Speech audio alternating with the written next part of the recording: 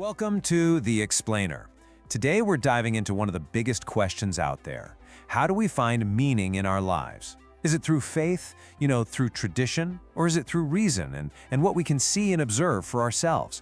We're going to take a journey right into the heart of belief itself. And listen, this isn't just some abstract philosophical thing to chew on.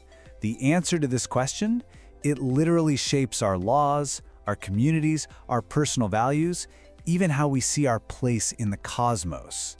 So where do we even start with a choice this big? Well, before we can even start exploring these different paths, we got to make sure we're all looking at the same map, right? This entire conversation really hinges on what we actually mean when we say atheism and religion. So let's nail down some clear definitions first. Okay, so atheism. The key thing to get here is that it's not just a rejection of something or like a big empty space.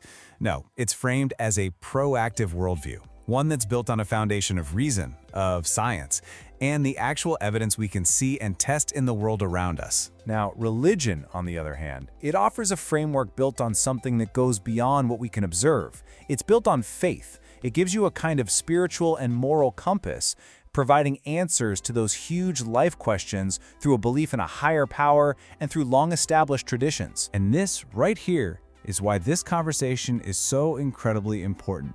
It's not just about you or me and what we believe in our own heads. We live in a world where different cultures and ideas are bumping up against each other constantly. So understanding these different ways of finding purpose, that's got to be the first step if we want to build a more tolerant society and have real, meaningful conversations. So let's walk down that first path for a bit.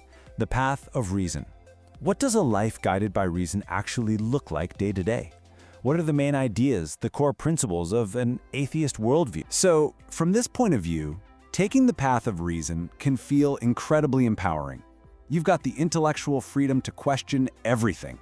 The responsibility for your own morals, that lands right on your shoulders. And it argues that the real foundation for tolerance isn't some divine law, but our shared humanity. And you see this personal impact pop up all the time in people's stories. For a lot of folks who move away from religion, they describe it as a genuine awakening, a real sense of liberation, The freedom to finally rely on their own mind, their own intellect, without being hemmed in by dogma. Okay, so now let's turn to the other major path.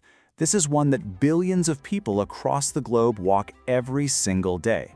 So, what is the unique power, the unique appeal of a life that's built on faith? For, literally billions of people, religion is this vital anchor in their lives. It offers answers to that huge question, why are we even here? It creates these incredibly strong communities. You see it in mosques, in churches, in temples. And it gives people a clear moral compass to help them navigate what can be a really confusing world. And this isn't just a warm, fuzzy feeling either. There is actually data on this. Studies show that the combo of personal faith and that strong community support, well, it often leads to real, measurable psychological benefits. It can provide a very real sense of stability in a pretty chaotic world. So when you lay them out side by side like this, the difference in approach becomes totally clear, doesn't it? You've got one path that really prioritizes the head, intellectual freedom, ethics that come from human reason. And the other path prioritizes the heart, spiritual connection, morality that's guided by divine wisdom. Okay, but these are still just ideas on a screen, right? How do these worldviews actually feel to the people living them every day? Let's get out of the abstract and into some deeply personal experiences. So take Khaled, who's a university student. His words just perfectly capture that feeling of liberation we were talking about. For him, it was all about self-reliance, the freedom to build his own understanding of the world. But then you have Ahmed, an imam, who brings up a really important counter-argument. He voices this deep concern that, without that clear moral map that religion provides, people, and maybe even whole societies, can just get lost. They become ethically unmoored, adrift in a maze of ever-changing values. And then there's Miriam, a doctor. Her experience is such a powerful testament to how faith can be a source of real resilience. For her, prayer and her community, these aren't just abstract concepts. They are her actual support system. They're what give her the inner peace and the strength she needs to face the incredible pressures of her job. And finally, Sarah, a scientific researcher. She really puts her finger on what a lot of people see as a central conflict here.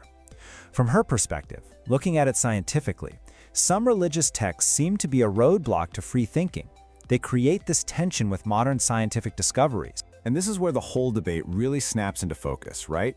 On one hand, atheism's big promise is intellectual freedom and personal responsibility, but its big challenge is, well, where do you find meaning if there's no divine plan?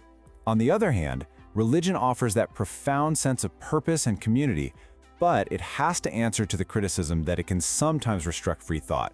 You can really see the fundamental trade-offs right here. So, here we are. We have these two powerful and, often conflicting worldviews. So where do we go from here? How do we get past just debating and actually start having a constructive dialogue? So what's the way forward? It seems the idea isn't to prove one side right and the other wrong. It's really a call to change the entire goal, to shift from trying to win the argument to trying to build understanding. And what does that look like? It means encouraging critical thinking for everyone. It means focusing on the values we all share, like empathy and justice. And maybe most importantly, it means creating spaces where we can have these tough conversations, openly and with respect for each other.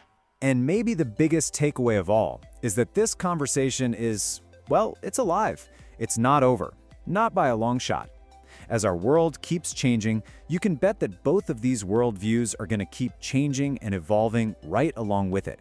So the key to a more tolerant future probably isn't about finding one final answer. It's about committing to keeping the conversation going. And so that leaves us with one last question. Something for you to think about. In this deep, very human search for meaning, is the ultimate goal for everyone to agree, to arrive at the exact same answer? Or is the goal something else entirely? Maybe it's just the ability to truly understand and even respect someone else's path, even if it's not your own.